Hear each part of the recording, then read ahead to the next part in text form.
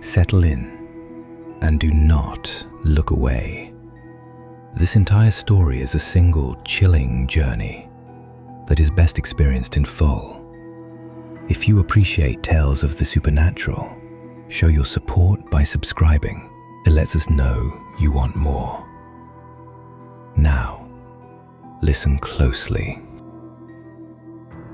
I did not come to Mercyvale Medical Center because I was sick. At least, that's what I told myself. The hospital stood on the edge of town, where the streetlights thinned and the highway noise dissolved into open fields. It wasn't abandoned, it wasn't condemned. It was functional, clean, quiet. Too quiet for a building that large. Mercyvale had a reputation for being efficient, calm, under capacity. People didn't wait long there. That was the first thing I noticed. There were no lines, no crowded lobby, no televisions blaring daytime talk shows, just a soft hum of ventilation and the distant roll of something metallic being pushed down a hallway. I arrived at 8:12 p.m. on a Thursday. I remember the time because the parking lot was almost empty and I stood inside my car for several minutes, engine off, staring at the entrance doors. Automatic, opaque glass. No visible movement inside. I wasn't bleeding, I wasn't coughing, I wasn't in pain. But something had been happening to me for weeks. A kind of absence. Not memory loss, not exactly. More like moments that didn't attach to the rest of my day.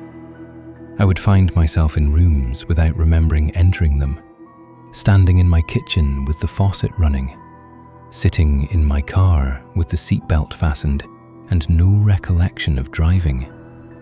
My primary doctor called it stress. Dissociation, she suggested gently. But it didn't feel like drifting. It felt like someone had paused me and resumed me slightly out of alignment. So I came to Mercyvale because the pauses were getting longer.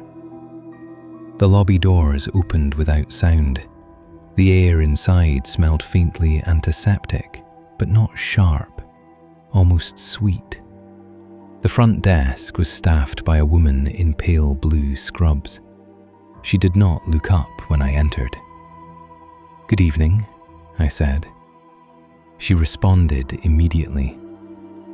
"Name?" Not rude, just efficient. I gave it. She typed.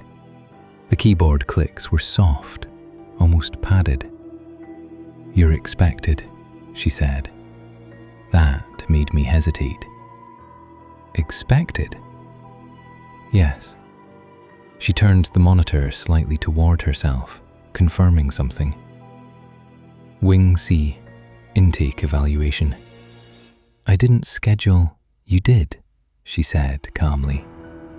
The statement was not aggressive, it was corrective. I felt something tighten behind my ribs. Maybe there's a mistake. "There isn't," she said. She slid a clipboard toward me. The forms were already filled out. My handwriting. My signature. Dated 3 days ago. I stared at it. I did not remember being here 3 days ago. "You were here briefly," she added, noticing my expression. "For observation." I was. Yes. The word hung between us like condensation. Why don't I remember? She looked at me then, for the first time. Her eyes were not unkind, but they were assessing. "Memory irregularities are one of the intake reasons," she said. That answer felt rehearsed, like something she'd said many times. Wing C was not on the main corridor. It required an elevator. The elevator required a badge swipe. The badge was already printed with my name, Room 312C. The nurse escorting me did not introduce herself. She walked at a steady pace, not too fast, not too slow. The hallway lighting dimmed slightly as we moved deeper into the building. Not flickering, just softer. "How long was I here before?" I asked. "2 nights," she replied. "And I left?" "Yes." "On my own?" "Yes." She did not elaborate. The elevator ride felt longer than the floor count suggested. The digital display read 3, but my ears popped once, like we had gone further. When the doors opened, the hallway was silent. No intercom announcements, no foot traffic, no distant coughing, just the hum. It was subtle, almost comforting. Room 312C was at the end of the hall. The nurse opened the door and stepped aside. "Your evaluation will begin shortly," she said. "Evaluation for what?" She paused. "For continuity," she answered. The room was clean, sparse, modern. 1 bed, 1 chair, 1 window. The window overlooked the parking lot. Except the parking lot lights were off now. Had they been off when I arrived? I couldn't remember. The bed linens were crisp. There was no TV, no visible call button, no clock. I sat on the edge of the mattress. The hum was louder here, not mechanical, more like air moving through a narrow space.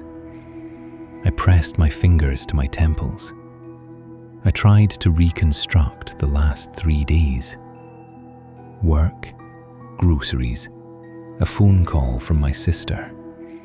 Normal things.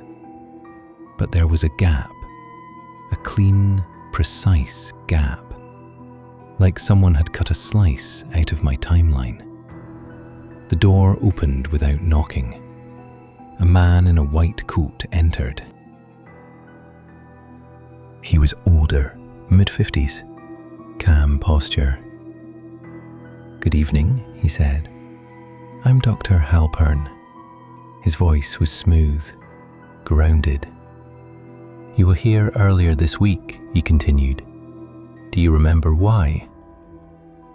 "No." "That's all right," he said. He pulled the chair closer to the bed. "Tell me about the pauses." The word landed carefully. "You know about them?" "Yes." "How?" "You described them." "When?" He smiled faintly. "During your first admission." Dr. Halpern did not take notes. He did not record the session. He simply listened and occasionally nodded. "The pauses are increasing," I said. "Longer, more frequent." "Do you feel distressed during them?" "No." "Afraid?" "No." "What do you feel?" I thought about it. "Relief." He tilted his head slightly. "Relief from what?" "Noise," I said. The word surprised me, but it felt accurate. Life had been loud lately. Work deadlines, messages, obligations, people needing responses. The pauses were quiet. Dr. Halpern folded his hands. "And what happens immediately after a pause?" "I feel displaced." Displaced how? Like I've moved, but I didn't choose to. He nodded. That's consistent. Consistent with what? He did not answer directly. WinC specializes in continuity stabilization, he said instead. That's what the nurse said. Yes. And what does that mean? It means we help patients remain aligned. Aligned with what? He looked toward the door briefly, then back at me. With themselves. The first night passed without incident. No medication, no procedures, just observation. I tried to sleep. The hum made that difficult. It wasn't loud, but it was steady, intentional. Around 2:17 a.m., I know because I counted seconds until I couldn't anymore, I experienced another pause. It did not feel like falling asleep. It felt like blinking. And when I opened my eyes, I was standing. Not in my room, in the hallway, barefoot. The lights were dimmer now, the hum stronger. Room 312C's door was closed behind me. I did not remember opening it. At the far end of the corridor, there was movement. Not a person, a gurney, rolling slowly. No one pushing it. I did not scream. I did not call out. Because something inside me understood. This was part of the evaluation. The gurney turned the corner and disappeared. The hallway extended further than it had earlier. I was certain of that. There had only been 6 doors. Now there were at least 12. And at the very end, a sign, faintly illuminated. Wing C, extended care. I hadn't seen that before. I took a step forward. The hum deepened, almost approving. And somewhere, very far away, a voice spoke my name. Softly, not calling, checking. The sign at the end of the corridor did not flicker. It did not glow brighter. It simply existed, softly backlit, as if it had always been there. Wing C, extended care. The words felt heavier than they should have. I stood barefoot on the cold floor, unsure whether I was awake or paused again. The hum wasn't coming from the ceiling vents. It was coming from ahead, from beyond the corner where the unattended gurney had disappeared. Another step. The floor did not creak. The lights did not buzz. The hospital felt attentive, like it was aware of the direction I was choosing. "Hello?" I called. My voice sounded absorbed, not echoed. Too soft. Halfway down the hall, I noticed something I hadn't before. The room numbers were no longer sequential. 312C, 314C, 318C, then 401C, then nothing. No nurse's station, no equipment, no artwork on the walls, just doors, closed. uniform, waiting. The hum strengthened slightly as I moved, encouraging. I reached the corner, turned it slowly, and stopped. The hallway beyond was darker, not unlit, just subdued, like evening settling indoors. At the far end stood another door, unlike the others. No number, no handle, just a smooth panel flush with the wall. The gurney rested in front of it, still, centered. I swallowed. Another pause tried to take me then. I felt it begin. The slight internal tilt, the sensation of being gently unhooked from time. But this time, I resisted. I focused on my breathing, on the cold beneath my feet, on the faint pulse of blood behind my eyes. The pause receded. The hum lowered, almost disappointed. Patients shouldn't wander during evaluation. The voice came from behind me. I turned. Dr. Halpern stood midway down the corridor. He was not surprised to see me. His hands were folded behind his back. "How did I get out here?" I asked. "You're stabilizing," he said. "That doesn't answer my question." "It does."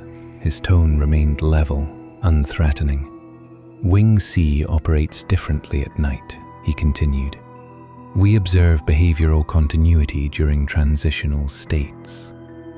Transitional states? Sleep, dissociation, identity drift. "I'm not drifting," I said. He watched me carefully. "You're here again," he replied. That sentence settled in my stomach like a stone. "Again?" "Yes." I looked back toward the smooth door. "Have I been down this hallway before?" "Yes." "And that door?" "You approached it." "Did I go through?" A pause. "Not fully," he said. The word felt precise, calculated. Back in my room, I searched for signs of movement. A crease in the sheets, a scuff on the floor, proof that I had left. The bed was untouched, perfectly made. "You returned independently," Dr. Halpern explained from the doorway. "I don't remember returning." "You rarely do." "Rarely?" I repeated. He stepped inside, sat again in the chair, calm, measured, patient. "You have been admitted to Wing C 4 times, he said. My mind went blank. "No." "Yes." "For how long?" "Variable. And I don't remember any of it." "That's the instability we're addressing." I stood. "You're telling me I've been here 4 separate times and walked out with no memory?" "Yes." "That's not stabilization," I said. "That's erasure." He didn't respond immediately. Instead, he leaned slightly forward. "What do you remember from tonight?" he asked. "Arriving." "Before that?" "Work?" "Specifics." I hesitated. The details blurred. Emails, a meeting, driving home. But the drive felt stretched, like extra frames had been inserted between moments. "Time distortion increases prior to admission," he said quietly. "You sound like this is routine." "It is." "For who?" "For you." They did not restrain me. They did not sedate me. They allowed me to shower in the small bathroom attached to the room. The mirror was slightly warped. Not enough to distort my face, just enough to make it feel misaligned.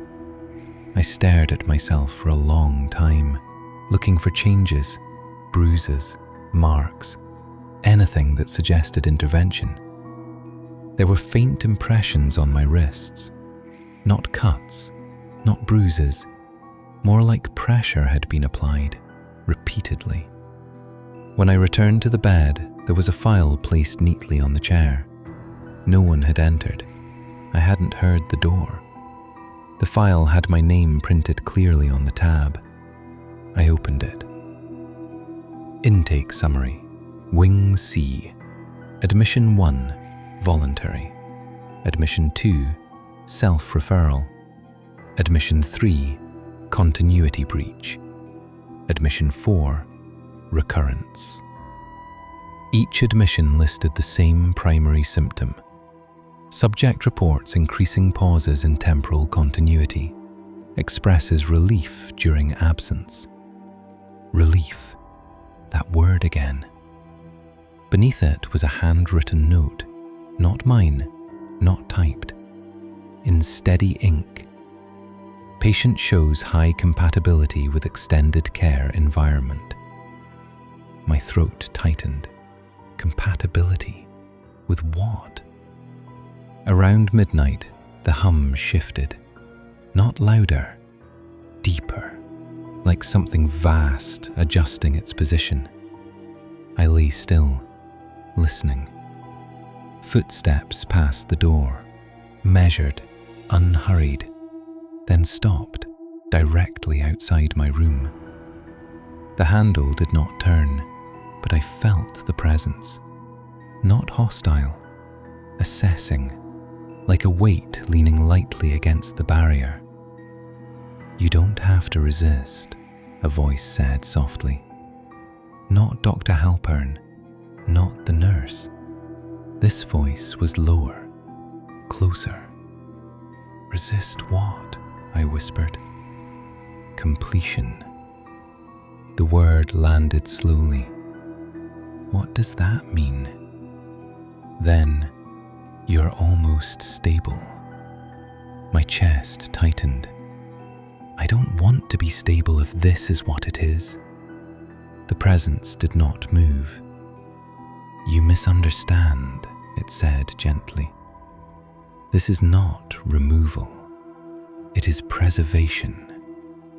The hum swelled briefly, and I felt it again, the pull, stronger now. Not a pause, a descent. My vision blurred at the edges. The room stretched subtly. The corners lengthened. The bed felt distant beneath me. I tried to sit up.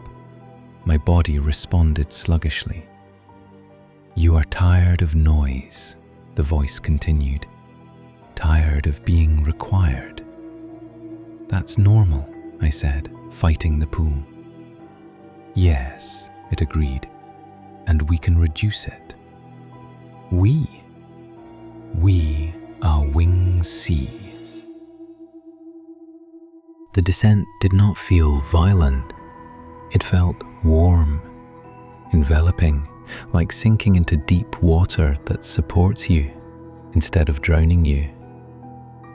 The hum aligned with my breathing.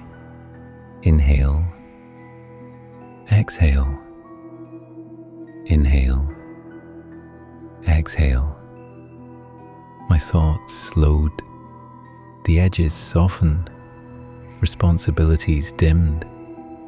Emails no longer mattered. Deadlines evaporated. The constant pressure to respond, gone. And in its place, stillness, peaceful, total. I understood then why I had returned 4 times, why the relief felt real.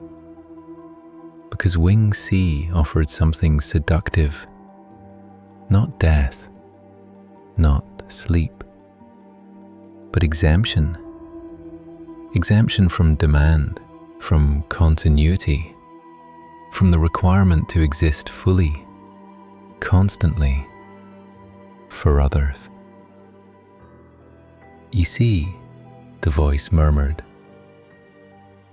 Yes, I breathed. The bed dissolved beneath me. The walls faded.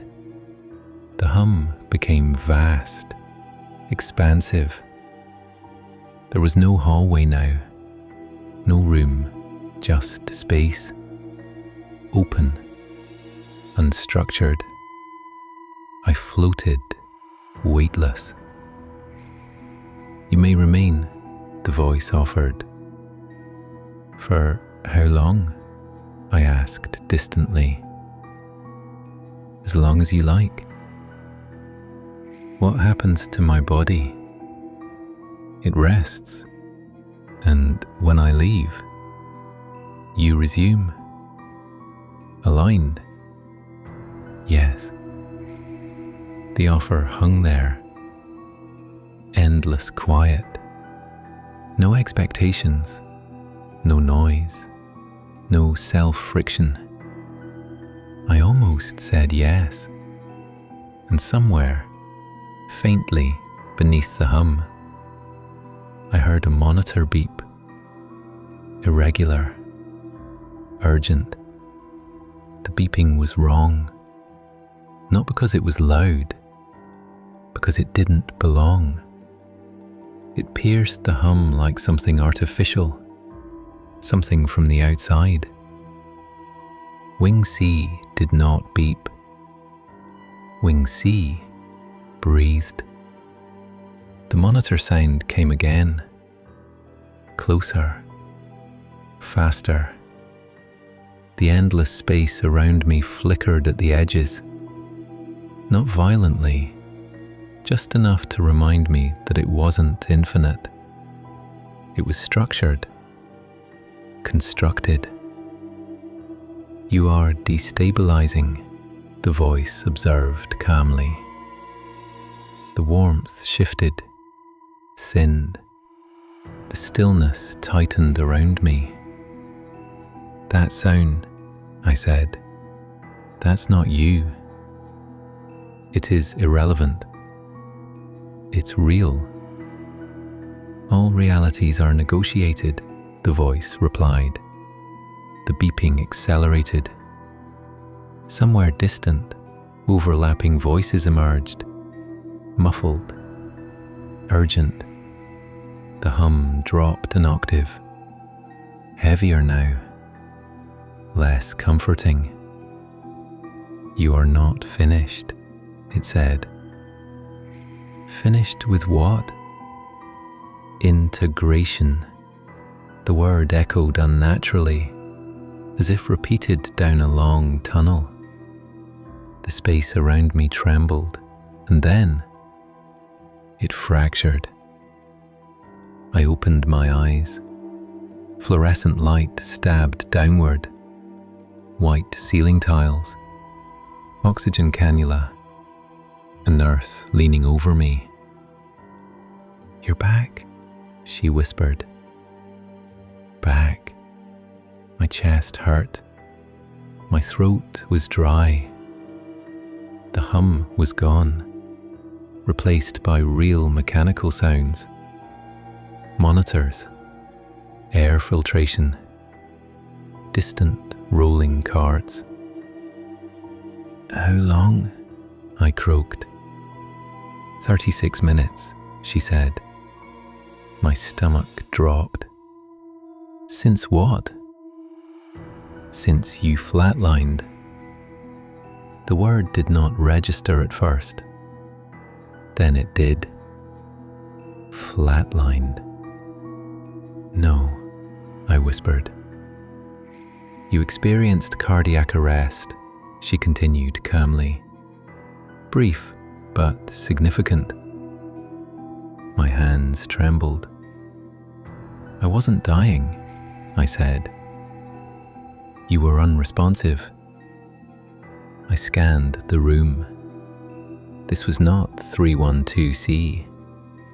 This was ICU. Bright, active, real. Where's Dr. Halpern? The nurse paused. There is no Dr. Halpern on staff. The air left my lungs slowly.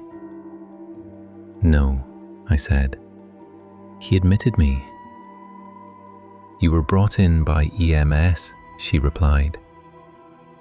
From where? Your apartment. The words landed like dropped glass. My apartment? Yes.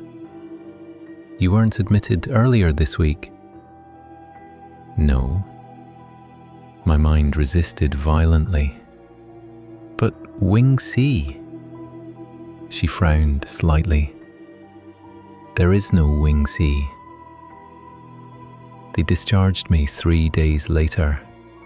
Diagnosis: stress-induced cardiac arrhythmia. Recommended follow-up: therapy.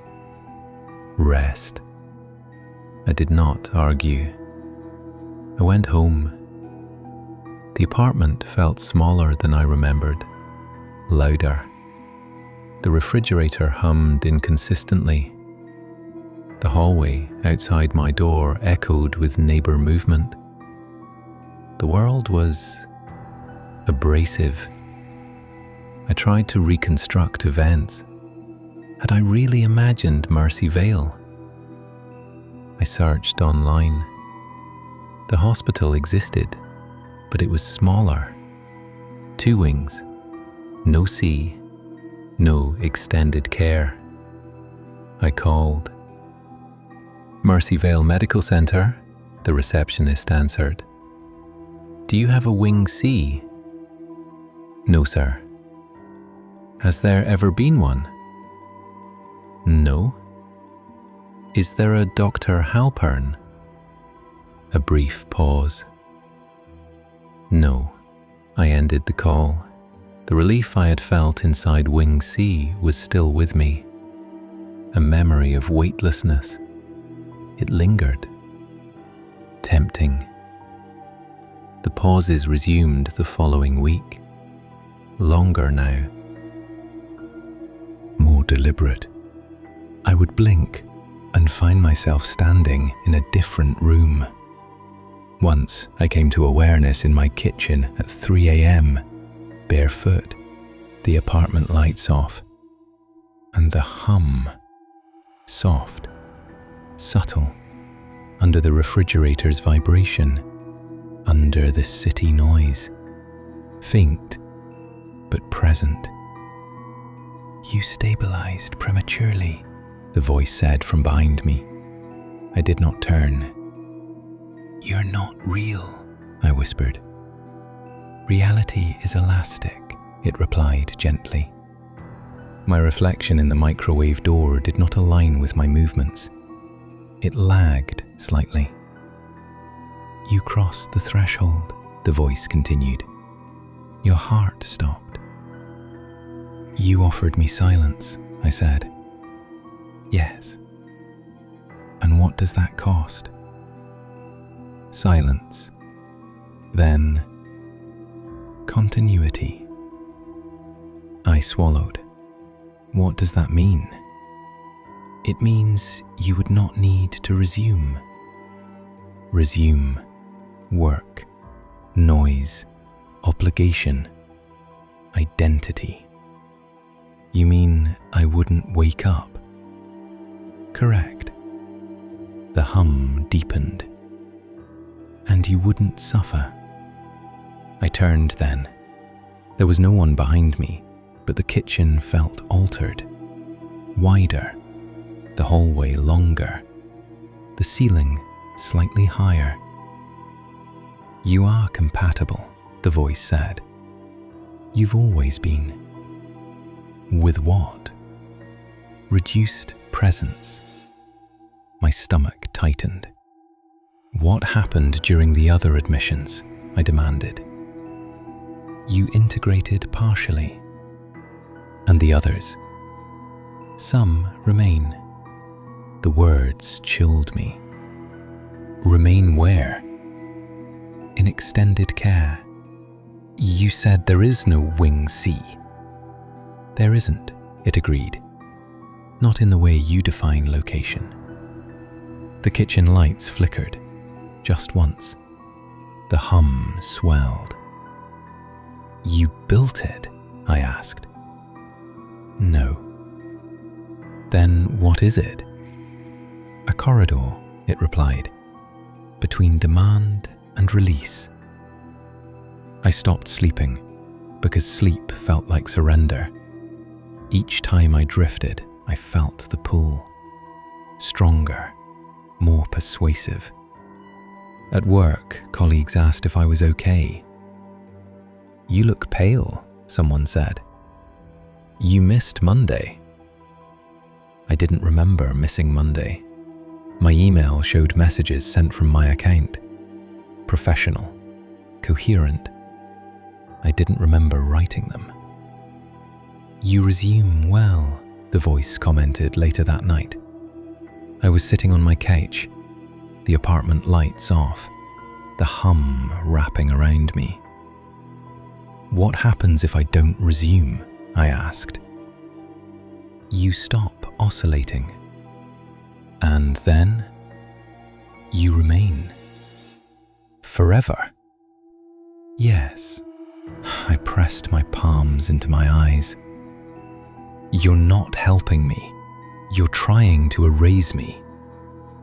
"No," it said softly. "I am offering continuity without strain." That's death. Death is biological cessation. This is structural peace. The distinction terrified me more than a threat would have. The next pause lasted longer. I blinked, and I was back in the hallway, barefoot again, room numbers extending endlessly, the smooth door at the far end, but this time it was slightly open, light spilling through, not bright, soft, warm, inviting. "You've already crossed once," the voice said. "You know what it feels like." The hum vibrated through the floor, through my bones. The relief returned, heavy, seductive. "You're tired," it murmured. I was. "You can stop." The door opened wider. Beyond it, no hospital, no machines, just quiet space, limitless, a place where nothing needed me. I took a step forward and felt something tug backward, a sharp, painful pull in my chest. A memory, my sister's voice, my name spoken sharply during our last call. "You sound distant," she had said. "I'm just tired," I'd replied. "Don't disappear on me," she joked. The memory burned. The hallway flickered. The hum wavered. "You are destabilizing again," the voice observed. "I don't want to disappear," I said. "You won't," it replied calmly. "You'll persist." "As what?" "As less." I stopped, 2 steps from the threshold.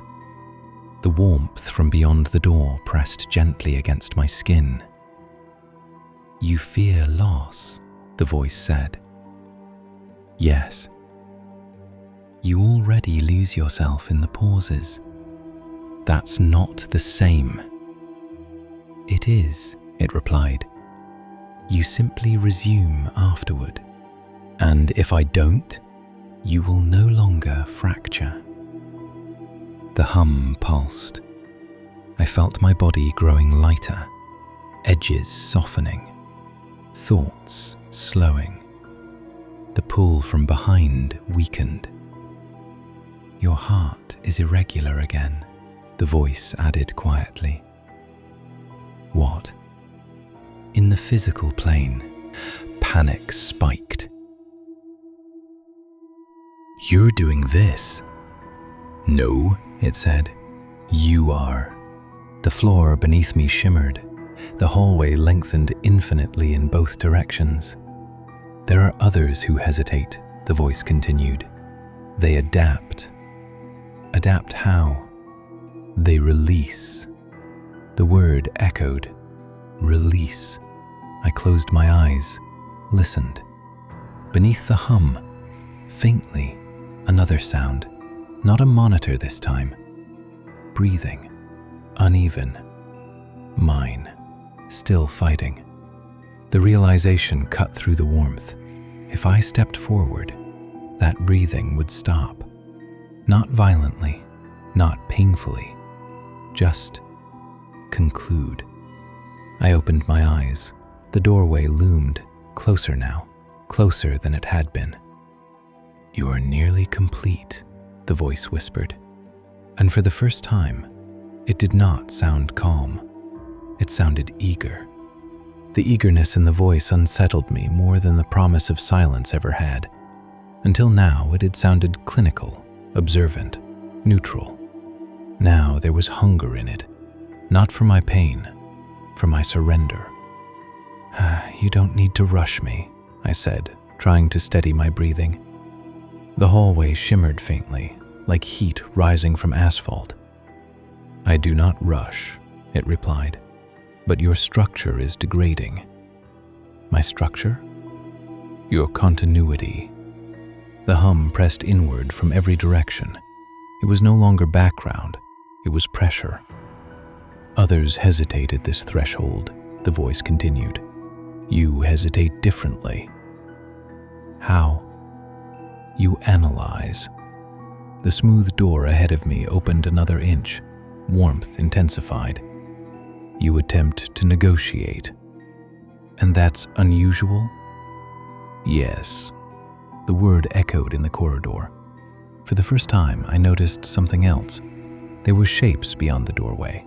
Not shadows, not figures exactly, but densities, areas where the warm light thickened, like impressions left in fabric.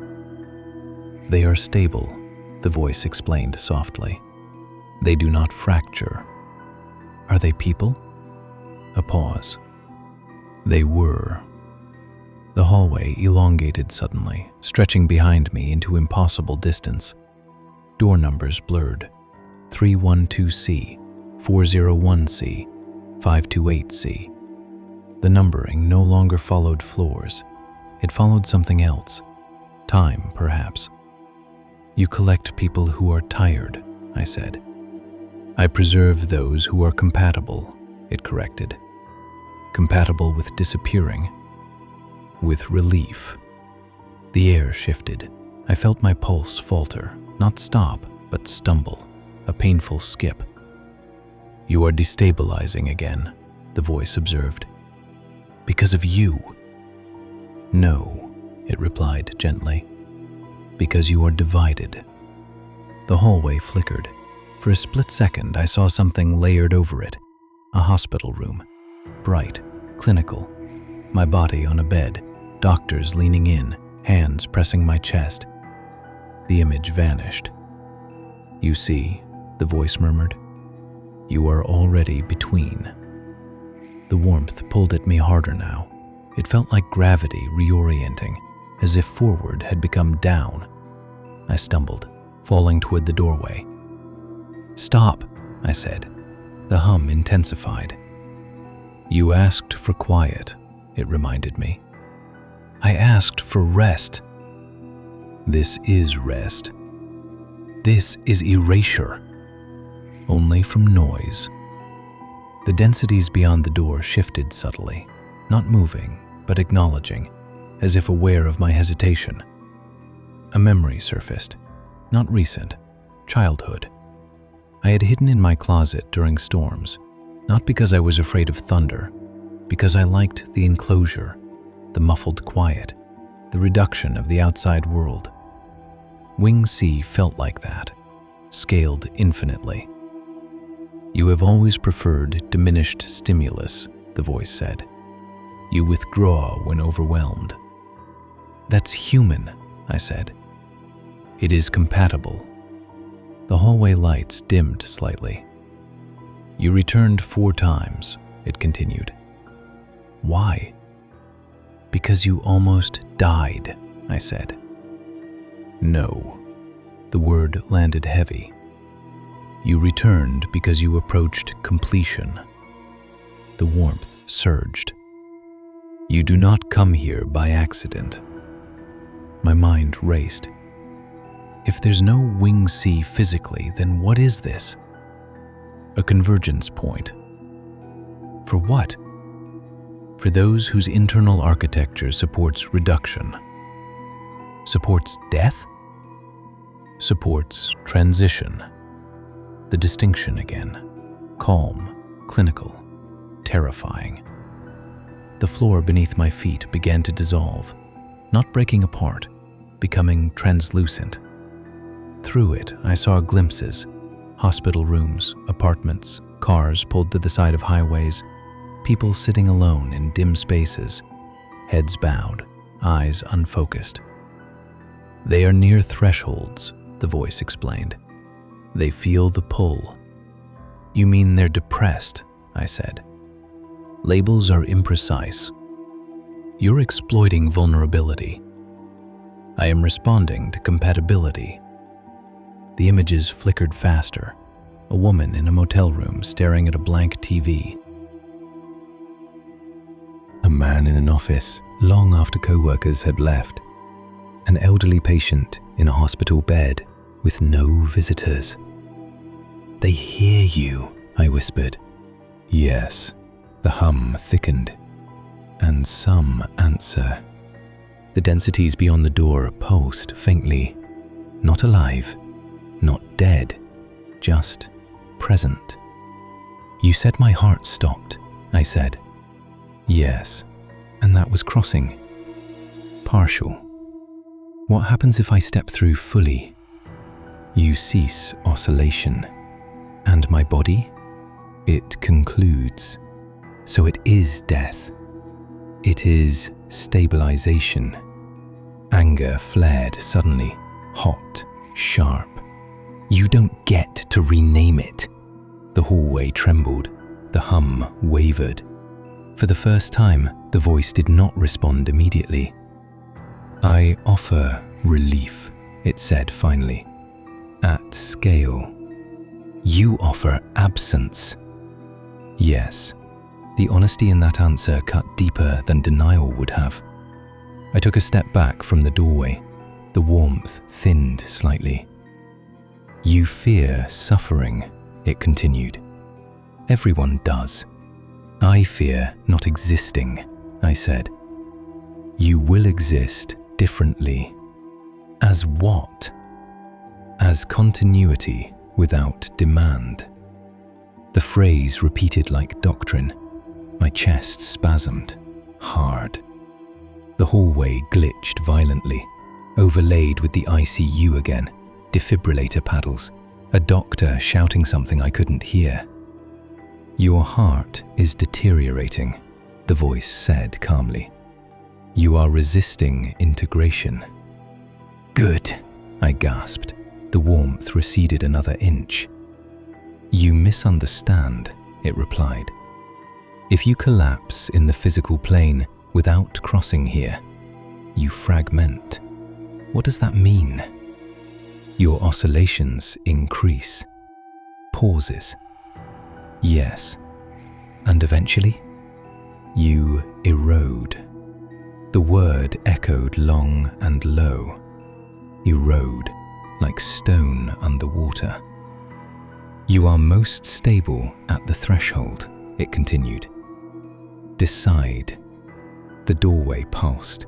The densities within seemed closer now, as if leaning forward, watching, waiting. I thought of my sister again, her laugh, the way she always asked too many questions, the way she would notice if I disappeared. Not immediately, but eventually. The hallway behind me stretched infinitely, rooms I had entered before, admissions I did not remember. How many times had I stood here? 4? More? You have approached 7 times, the voice said quietly. My blood ran cold. 7? Yes. Why didn't you tell me that? You asked about admissions. Technical, precise, cold. What happened the other 3 times? You crossed partially. And you returned. Why? You hesitated. Because I wanted to live. Because you were divided. The hum lowered in pitch. You are less divided now. That frightened me more than anything, because it was true. The world had felt abrasive since leaving ICU. Loud, demanding, unforgiving. Wing C felt coherent, simple, final. The doorway widened fully. The warm space beyond expanded. Not blinding, not overwhelming, just endless. You can step, the voice said softly, and it will stop. What will?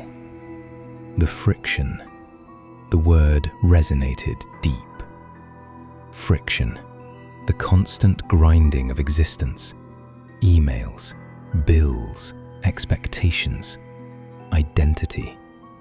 I felt tears slide down my face. Not from sadness, from exhaustion. I'm tired, I admitted. Yes, the voice agreed. And I don't know how to keep doing this. You do not have to. The offer was gentle, almost kind. The densities inside the threshold shifted again.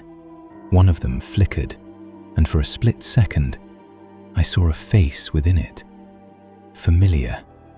The woman from the motel room image. Eyes closed, peaceful, but flattened, reduced. No tension, no complexity, no future. Just still presence. Are they happy? I whispered. Happiness is an active state, the voice replied.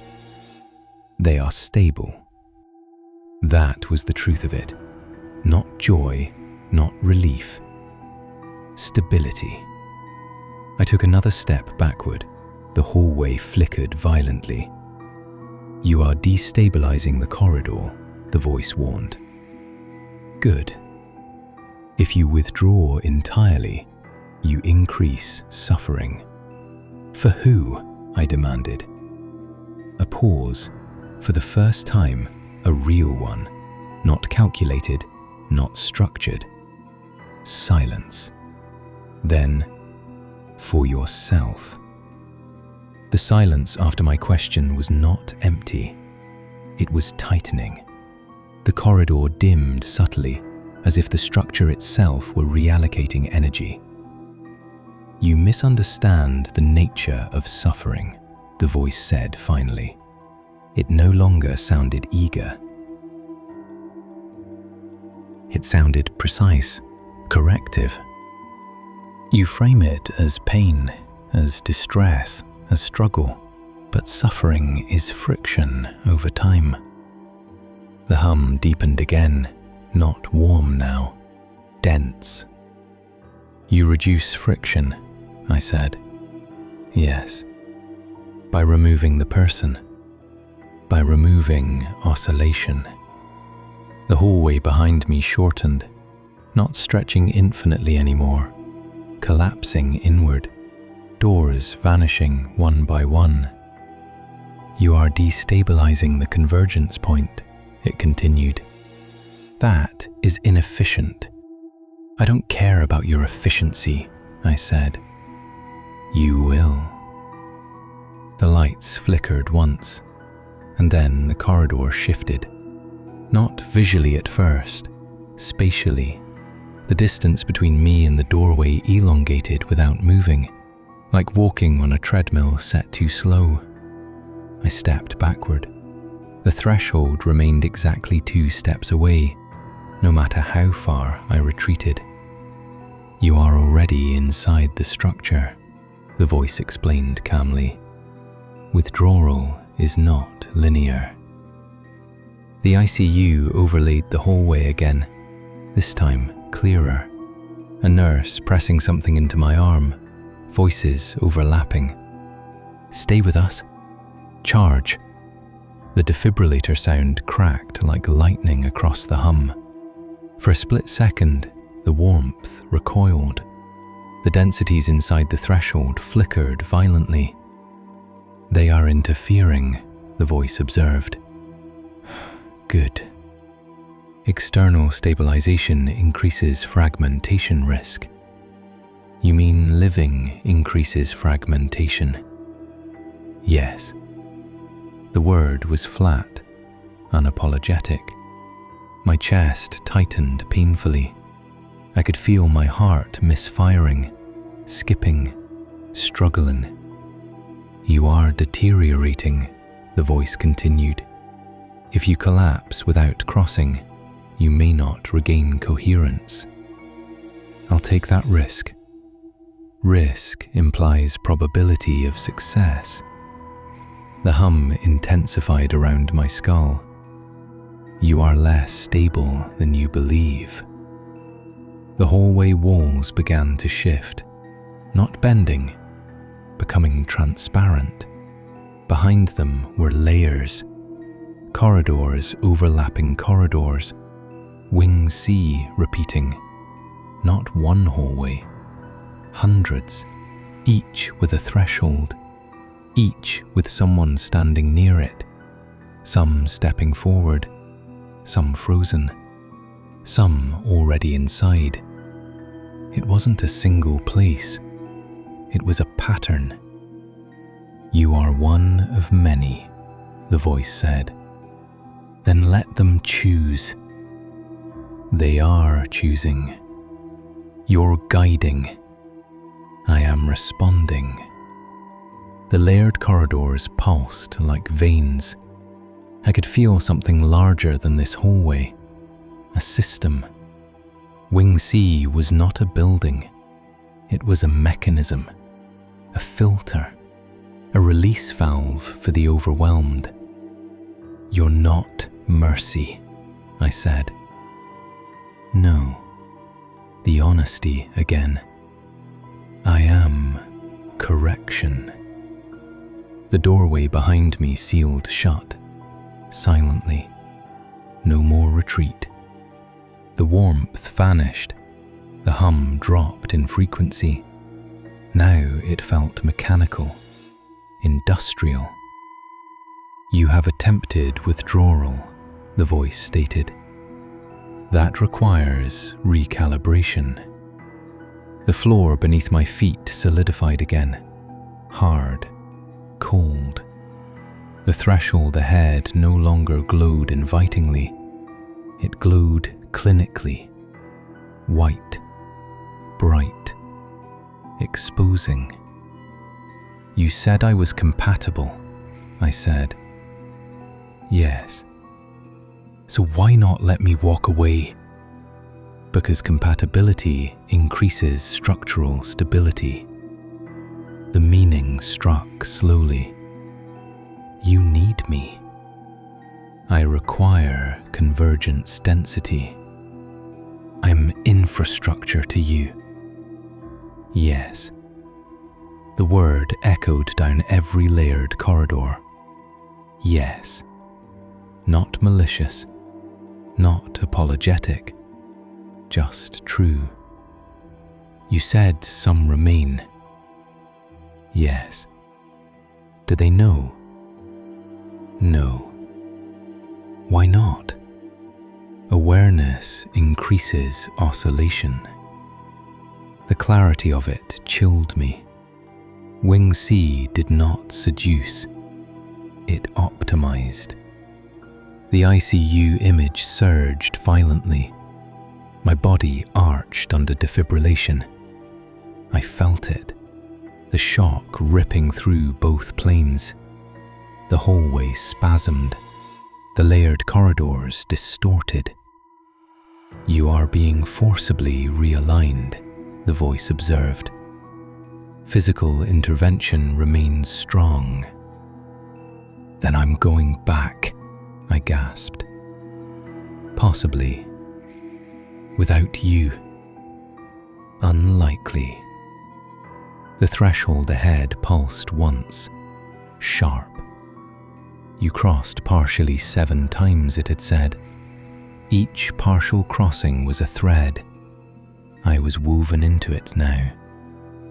You integrated, the voice continued. You left residue. What does that mean? It means you exist in both. The realization settled heavily. Even if I woke, Wing C would remain, not as memory, as access. The layered corridors began collapsing inward, not disappearing, compressing, folding, all converging toward this single hallway, this single threshold. You are a node, the voice explained. A high compatibility node. Stop calling it compatibility, I snapped. It is the correct term. The hum rose sharply in pitch, almost painful now. You will either complete integration, it continued, or fragment across planes. And what does that look like? Persistent pauses, increasing detachment, structural erosion. Until convergence becomes unavoidable. You're saying I'll come back? Yes. The certainty in that answer terrified me more than death, because it implied inevitability. Another shock. The ICU flared brilliantly, a doctor shouting, "Clear!" The hallway shattered, not destroyed, cracked, light bleeding through fissures in the walls. The hum destabilized. For the first time, Wing C felt fragile. You are destabilizing the corridor, the voice said. Not calm now, strained. Good. If I wake up, I said through clenched teeth, I'm not coming back. You have said that before. When? After admission 4. The memory flickered faintly, a sense of resolve, familiar. You always return when friction exceeds tolerance. I'll raise my tolerance. Your architecture does not support indefinite escalation. The cracks widened. The layered corridors flickered violently. The densities inside thresholds blurred. You cannot eliminate me, the voice said. I am not external. What are you? A structural possibility within you. The truth of that hit harder than any supernatural explanation. Wing C was not invading. It was activating something already present. The hallway began collapsing toward me, not crushing, converging. All corridors folding into this single point. You are at maximum instability, the voice warned. Choose. The threshold ahead split into 2. One glowing warm, one sterile white. Warm is full integration, the voice explained. White is partial retention. And if I choose neither? Fragmentation. What does that mean? Loss without stabilization. I stared at both. Warm promised erasure. White promised survival with residue. Fragmentation promised chaos. My chest seized again, harder this time. I could feel the physical world pulling me upward, dragging me out. The hum roared. You are exiting without decision, the voice said. Incorrect. I forced the words through clenched teeth. I choose friction. The hallway convulsed. The layered corridors imploded. The hum tore apart into static. The thresholds shattered into shards of light. "You will return," the voice whispered as everything fractured. "You always do." Darkness. Then breathing. Harsh. Painful. Real. I woke to pain. Not sharp, not catastrophic, but deep, like something had been rewired incorrectly. The ICU ceiling came into focus slowly. White tiles, fluorescent light, a nurse's face above me. "You're back," she whispered. Back. Again. My throat felt raw, my chest ached. "How long?" I managed. 3 minutes this time. Shorter but heavier. My body felt thinner, like I had left something behind, or something had followed. Recovery was slower. They kept me under observation for a week. Cardiology ran tests, neurology ran scans. Everything came back inconclusive. "Stress," one doctor said again. "Your heart is structurally normal." Structurally. The word lingered. I did not mention wing C. I did not mention thresholds. I did not mention corridors folding into themselves. Because how do you explain architecture that exists inside you? When I was discharged, I stood outside Mercy Vale and looked at the building for a long time. 2 wings. No C, no extended care. But as the automatic doors opened for someone else, I heard it. Faint, under the hydraulic hiss. The hum. Life resumed, but not cleanly. The pauses did not vanish. They changed. Shorter, sharper. Instead of losing minutes, I lost seconds. Microfractures. Blink. And the room felt slightly misaligned.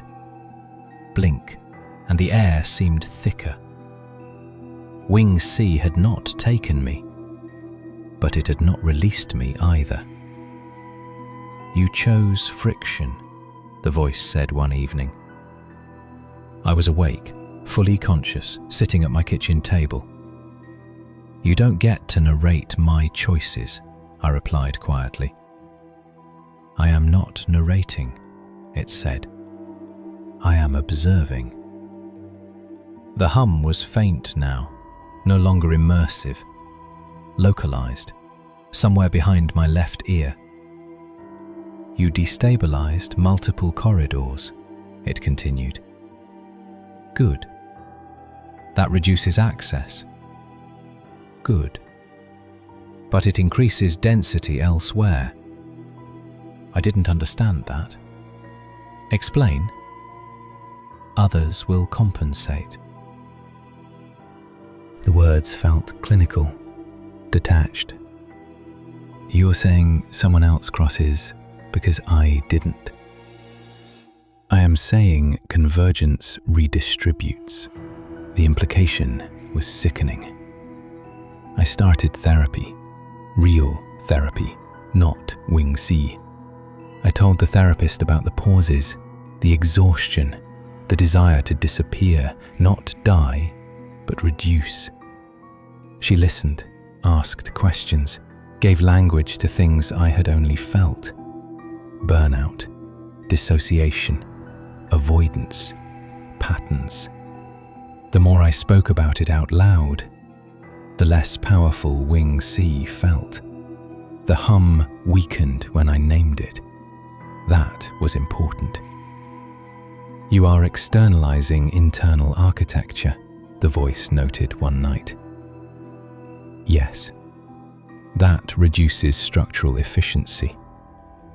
"Good. You misunderstand the cost. What cost?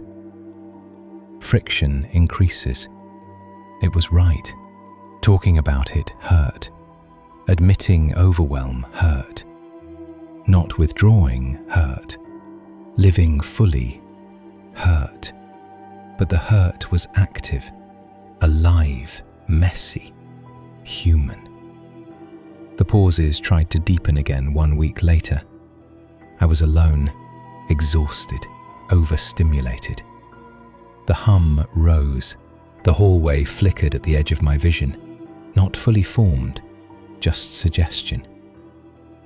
You are approaching threshold tolerance, the voice said. I know. You could step partially. No. White corridor remains available. Partial retention. Survival with residue. I felt the pull, the temptation to soften the edges, to quiet the noise just a little. You don't disappear all at once, the voice reminded me. You erode gradually. I'm not eroding, I whispered. You are thinner. The honesty of it almost made me laugh. Maybe I was thinner, but thinner wasn't gone. I stood up, turned on every light in the apartment, opened a window, called my sister. She answered on the second ring. You okay? She asked immediately. I'm here, I said. The hum receded sharply. Weeks passed. The voice did not disappear, but it changed. Less directive, more observational.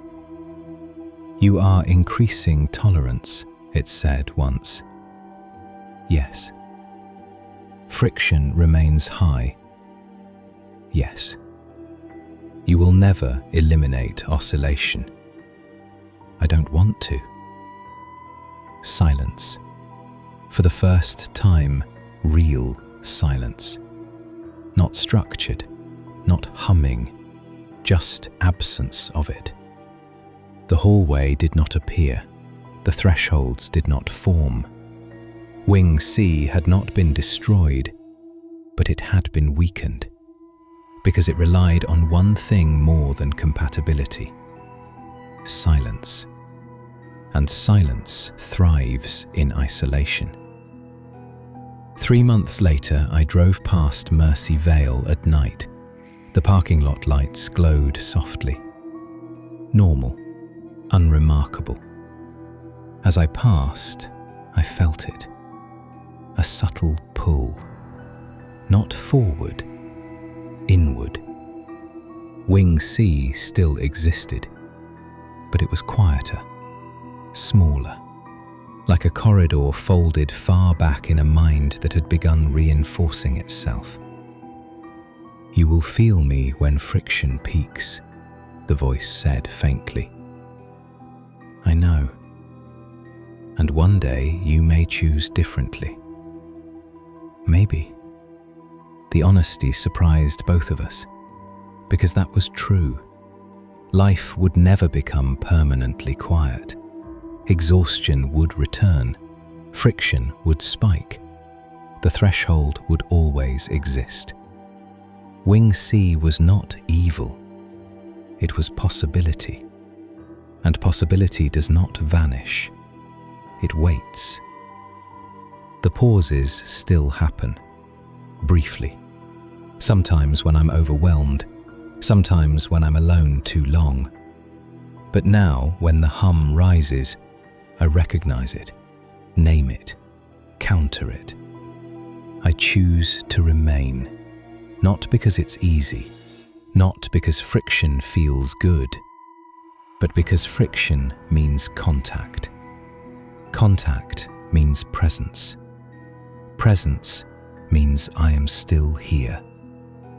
Wing C does not discharge. It does not close. It does not vanish. It simply waits for silence to grow large enough to enter. And I understand now. It will always be part of me. A corridor I built when the world felt too loud. A door that opens when I stop resisting noise. But it is no longer the only structure inside me.